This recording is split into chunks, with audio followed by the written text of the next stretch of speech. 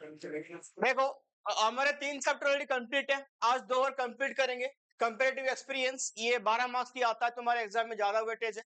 और एक आज और चैप्टर कंप्लीट करेंगे एचसीएफ, ह्यूमन कैपिटल फॉर्मेशन। ठीक है, देखो याद करो, जिसको लिखना है फटाफट से नोट करते जाओ, शॉर्ट नोट सारे सारे इंपॉर्टेंट क्वेश्चन भी करेंगे।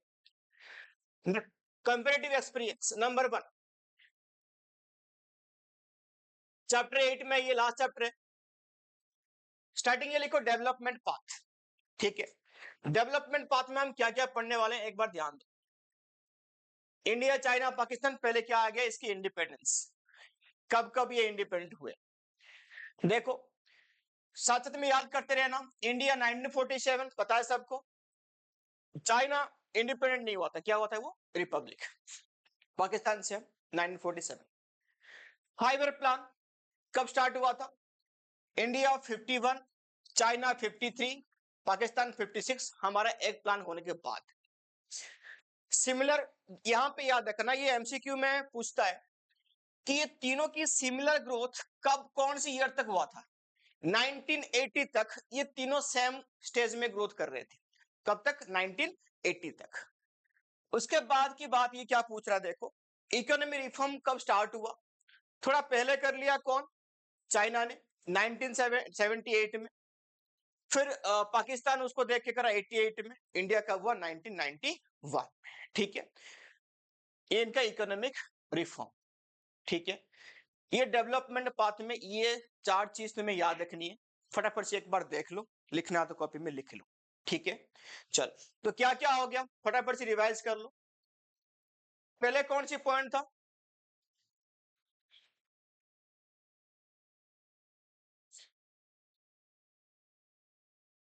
चलो रिवाइज करो। नंबर 1 क्या था हमारा, इंडिपेंडेंस, पता है, इसके बारे में नहीं बोलेंगे। नंबर 2 क्या था, 5 ईयर प्लान। इंडिया कब आया था 5 ईयर प्लान, 51। चाइना कब आया था, 53। हाँ जी, 56 कौन आया था, पाकिस्तान। नेक्स्ट क्या था, सिमिलर ग्रोथ सबके 1980 1980 1980। थर्ड में क्या हो गया था, इकोनॉमी रिफॉर्म। इंडिया 1991। चाइना कब आया था, चाइना 78 में। पहले इसका याद रखना, बहुत टाइम पे ऑर्डर भी पूछता है कि ऑर्डर में सजा दो, कौन सा पहले हुआ था, कौन सा बाद में, कौन सा लास्ट। 78, 88, 91। ठीक है जी, चलो आगे देखो।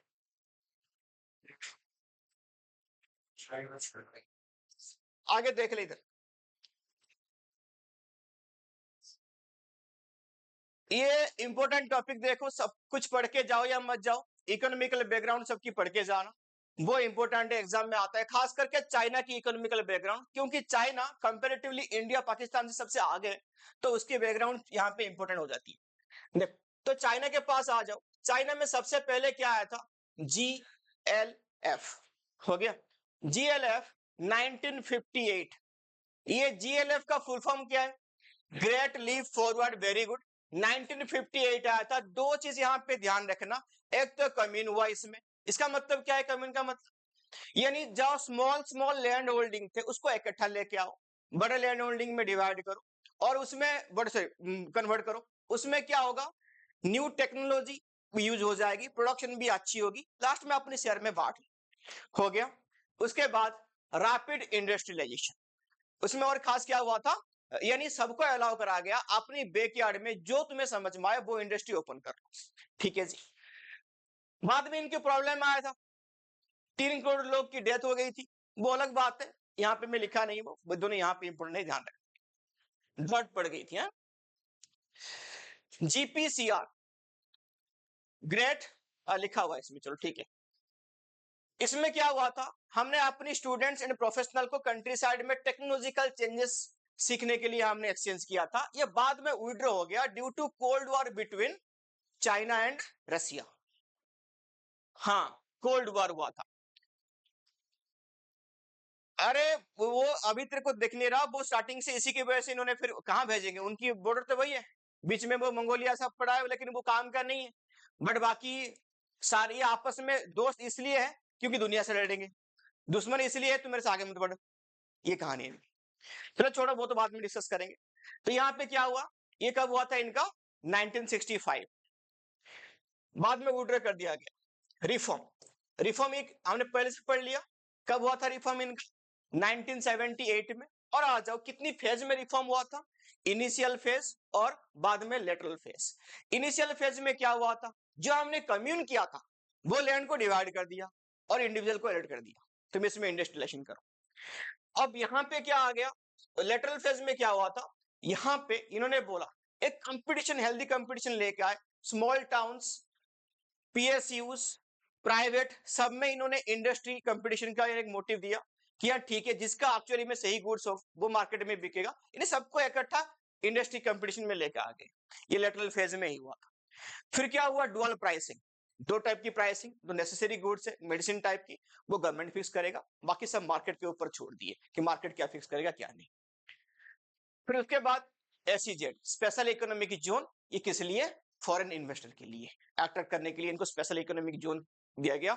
इसमें क्या होता है, टैक्स हॉलिडे, और क्या होता है की एरियाज में तुम्हारा फैक्टर ऑफ प्रोडक्शन में कम प्राइस लेना, यानी की एरिया मतलब रोड कनेक्टिविटी, रेलवे कनेक्टिविटी, हर चीज की फैसिलिटी प्रोवाइड करना ताकि फॉरेन इन्वेस्टर यहाँ पे आ जाए, इंडिया में चाइना में आ जाए।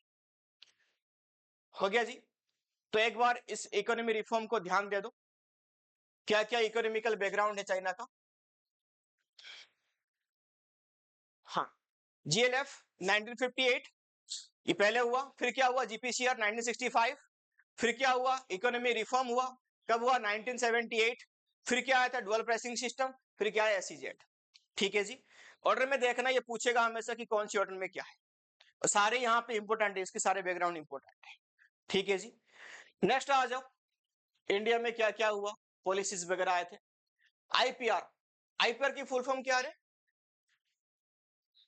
इंडस्ट्रियल पॉलिसी रेजोल्यूशन, आईपीआर 1948 ये पहला आया था, वो इतना काम का था नहीं, फिर हम सेकंड लेकर आए आईपीआर कब, 1956 में। हो गया। उसके बाद फिर हमने क्या करा था, लाइसेंसिंग सिस्टम लेके आए थे। हो गया, क्योंकि ये किस लिए था, याद होगा तुम लोग को, हमने पिछले क्लास में डिस्कस कर लिया था कि एलपीजी में इन्होंने ये किया था, सॉरी एलपीजी से पहले वाला चैप्टर में, ये जो आईपीआर 56 इसके अंदर हमने कंपनी को 3 पार्ट में डिवाइड कर दी थी। कौन सी कौन सी, ए, बी और सी। ए में क्या था, स्टेट ओन, पूरा का पूरा गवर्नमेंट। बी में क्या था, सेमी गवर्नमेंट। सी में क्या था, प्राइवेट। जो प्राइवेट वालों को क्या चाहिए थी, लाइसेंसिंग सिस्टम, ये इसलिए आया। ठीक है जी। फिर एसएसआई कब आया था, 1955 में। किसको याद है, क्या बताएगा एसएसआई का। हाँ जी, एसएसआई का जो कमिटी जिसको एसएसआई बनाया था, वो कमिटी का नाम क्या था, कमिटी का नाम क्या था, एसएसआई बनाने वाला कमिटी, किसको याद है, थोड़ा हिंट दूं, कार्वे कमेटी याद है, उसकी और एक नाम बता दो कार्वे कमेटी की।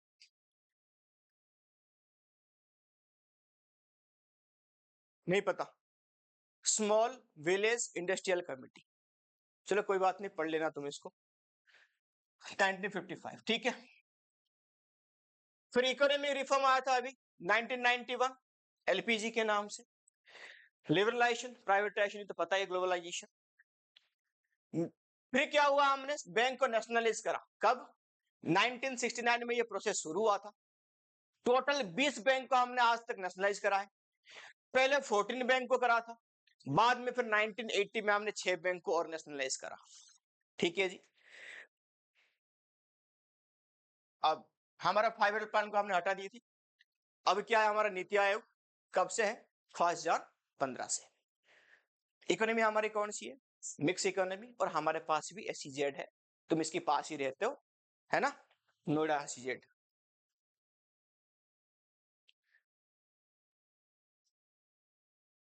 पड़ोसी के बारे में और पढ़ लो, पाकिस्तान। देखो तो यहां पे क्या आएगा, कौन सी इकोनॉमी होगा ये, मिक्स इकोनॉमी। मिक्स इकोनॉमी, उसके बाद इन्होंने क्या किया, पहले रेगुलेटरी पॉलिसी लेके आए 1950 में, यानी बोले जितने सारे कंपनी हमारे पाकिस्तान में, सबको कौन हैंडल करेगा, पाकिस्तान की गवर्नमेंट। ठीक। उसके बाद इन्होंने भी ग्रीन रेवोल्यूशन करा था, हमने भी करा था, हमारे बात कराई। ये इंपॉर्टेंट क्वेश्चन बन जाती है, पब्लिक सेक्टर ये रिफॉर्म ये कब लेके आए थे, 1970 में। हो गया। इसका मतलब और भी एक पूछ सकता है, nationalisation of capital goods industry 1970, इसको टिक मार दो, ये बहुत बार एमसीक्यू में पूछ चुका है, आइदर इस नाम से पूछेगा या नहीं तो इस नाम से पूछेगा, इसका ईयर पूछ लेगा। हो गया जी। नेक्स्ट आगे लिखो। हो गया। नेक्स्ट पे आ जाओ, इकोनॉमी रिफॉर्म इनका कब हुआ था? 1988 में। ठीक है जी, लिखते लेते साथ साथ में याद करते रहो। तो ये हमारा कंपैरेटिव स्टडी था इकोनॉमी बैकग्राउंड में ये तीनों कंट्री का। Next, human development indicator. मैं पहले से तुम्हें बोल दूं, ये जो इंडिकेटर्स की फिगर्स है, इन सबको याद करने की कोई जरूरत नहीं है। बस तुम्हें अगर ये टेबल देगा, वो तुम्हें देख के कंपैरिजन करनी है कि किसकी ज्यादा है क्यों है, और किसकी कम है तो क्यों है। ठीक है, तो ये कंपेयर हमें करनी है। एक बार बताता हूं, तुम सुन लो, यहां पे रीजन सारे इसके नीचे।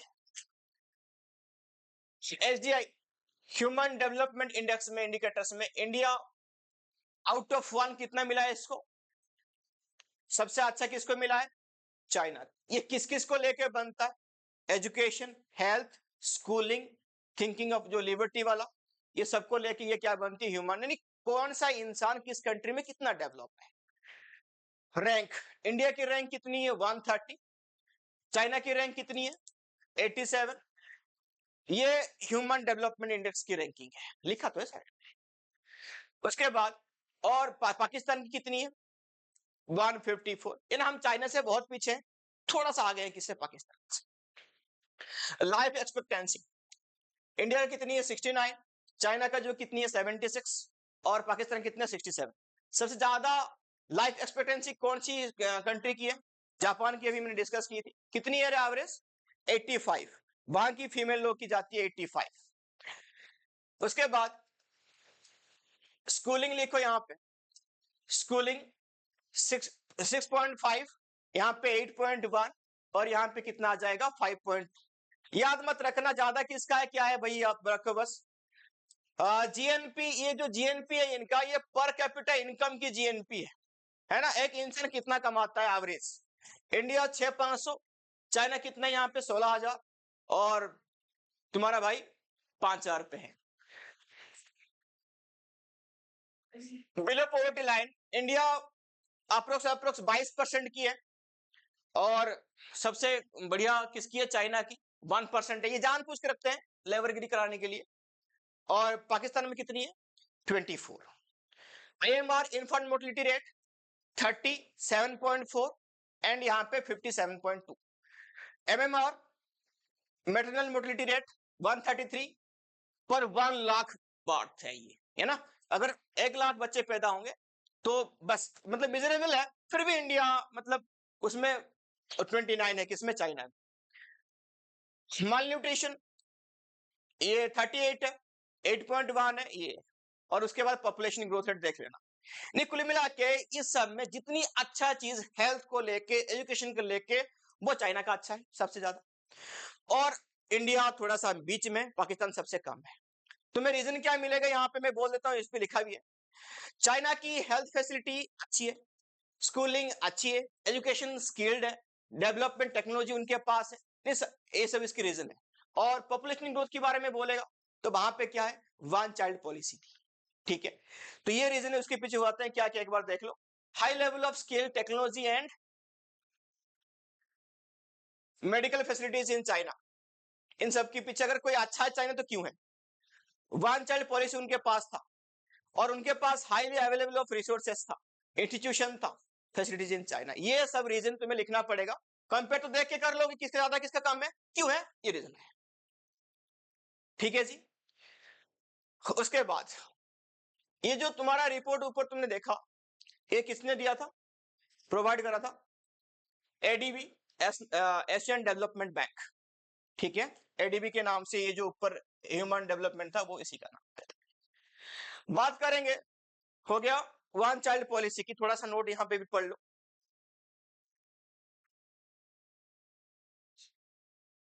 1 चाइल्ड पॉलिसी, ये पॉलिसी लॉन्च कब हुआ? ये 1979 में ये पॉलिसी लॉन्च हुआ था। बट ये वन चाइल्ड पॉलिसी ठीक है, बट टू चाइल्ड पॉलिसी किसके लिए था? Extend of to rural area people, जिसके पास पहले जो बच्चा है वो लड़की है, उसको जाके अलाउ है सेकंड बच्चा। नहीं, 2 बच्चे एक्स्ट्रा होंगे, उसको कोई गवर्नमेंट फैसिलिटी नहीं मिलेगी, और उसमें मतलब गवर्नमेंट जॉब वगैरह कुछ भी नहीं मिलता, राशन कार्ड ये सब वगैरह। यानी कुल मिला के वो वन टाइप पनिशमेंट उसको मिलता ही मिलता था, यानी वो स्ट्रिक्ट है, नहीं करना मतलब नहीं करना।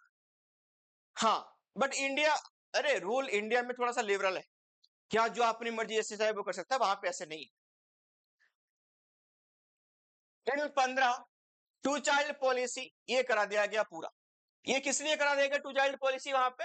क्योंकि देखा गया कि ये 35 ईयर के बाद हो रहा था, तो यानी यहाँ पे जो वर्किंग पॉपुलेशन है वो ज्यादा बूढ़े है, यंग थे नहीं, तो इसलिए 15 में टू चाइल्ड पॉलिसी करा गया।